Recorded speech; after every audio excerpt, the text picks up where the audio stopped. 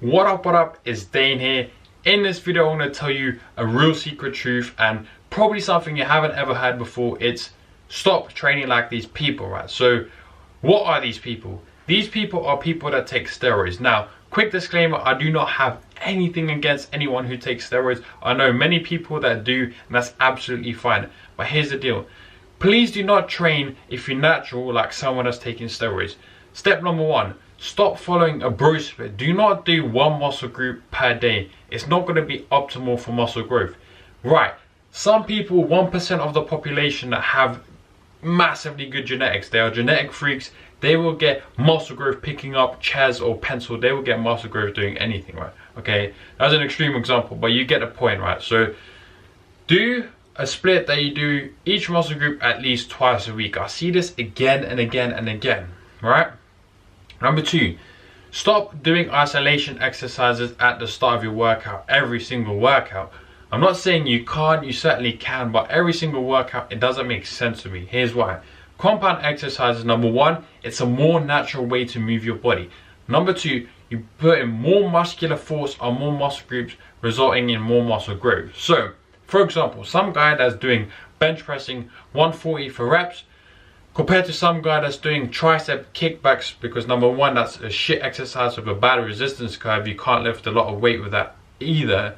So someone doing that, someone doing a bench press, which person do you think is going to have bigger triceps?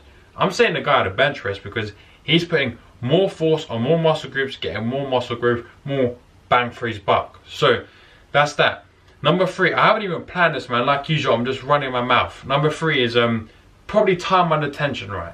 People, or time under tension, my muscle connection, I'll actually speak about in a second. Time under tension means what? Half range of motion. I see this all the time. People telling me do this, do that. Fine, I respect their opinion, but to be honest with you, I'm probably not going to do it, because research, if you haven't been watching my videos, clearly shows that full range of motion increases muscular efficiency, leads to more total work. Total work being sets times reps times weight, and work is force times weight. No, sorry, distance times weight, or distance times force, whichever one, resulting in more total volume. I'm not like a scientist or some shit like that, even though I like to speak like one, but that's that. More total work being done. We know that total work is a primary factor for muscle growth, or sometimes I refer to this as total volume load. That's that. What's the next one? My muscle connection, right? A lot of bodybuilders will tell you to do this. Okay, here's the deal. In people that have never ever actually trained, like ever, using my muscle connection might be beneficial to them, because it's a novel stimulus. They might have more muscle activation, but for someone that's a lot more trained, that hasn't been doing it for a long period of time, to all of a sudden just switch it on, might not be as easy to lead to more muscle activation. And this is just my hypothesis, by the way. This is not backed by any scientific studies. Now, linking into that, imagine trying to get my muscle connection doing a 180 squat, or a massive deadlift, or a massive bench press. You get the picture. You are not going to get a good my muscle connection doing mechanical heavy movements. Don't worry about that. Stop worrying about feeling your bench press when you're doing a 4 reps max, right? Or your chest, in fact, bench press. Stop worrying about feeling your chest when you're doing that. You're doing mechanical movement. You're concentrating on producing more muscular force, increasing mechanical tension. After that, after you've done a few compound exercises, maybe then we can start doing isolation exercises to chase that pump that you really want, to generate more metabolic stress, which might indirectly lead to more mechanical tension, which primarily comes from the heavy compound exercises, right?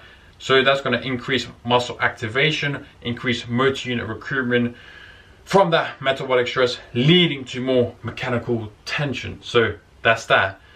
Probably another one, and this is, I've made loads and loads of videos about this, but I'm just spitting it out because these are common mistakes I see again and again and again and again.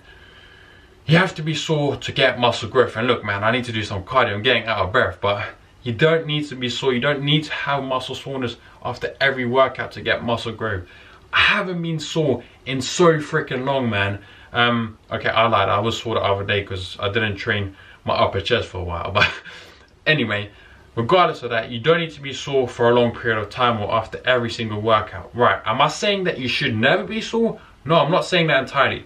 Maybe you should be sore about once every month when you're pushing through your maximum recoverable volume. I spoke about that in many videos, basically where you periodize your volume, doing more volume over a period of time. For example, doing 12 sets one week, 14 sets one week, 16 sets the next week, until you get to like 20 plus sets. Maybe that's where you're going to generate a lot of fatigue, and that's maybe where you're going to get some soreness. That's fine. Then we hit a deload after that massive amount of volume anyway, so you're going to recover from excessive muscle soreness. Now, bang, moving from the side, excessive muscle soreness, what's that going to do? It's going to impact the amount of reps you're going to do, the amount of sets, your overall total workout, leading to, guess what? Primary driver of muscle growth. Give it to me, man. Total volume load. That goes down, muscle growth not going to be optimal. So I need to do some cardio. I think I've killed this video, by the way. I haven't planned it. I just went bang, bang, bang. Probably because I'm so passionate about it. But anyway, if you enjoyed this video, share it with your friends. Doing isolation exercises every time at the start of the workout, instead of doing the heavy compound exercises that's going to generate more muscular force, more mechanical tension, primary factor for muscle growth, instead of worrying about the muscle pump on every single exercise.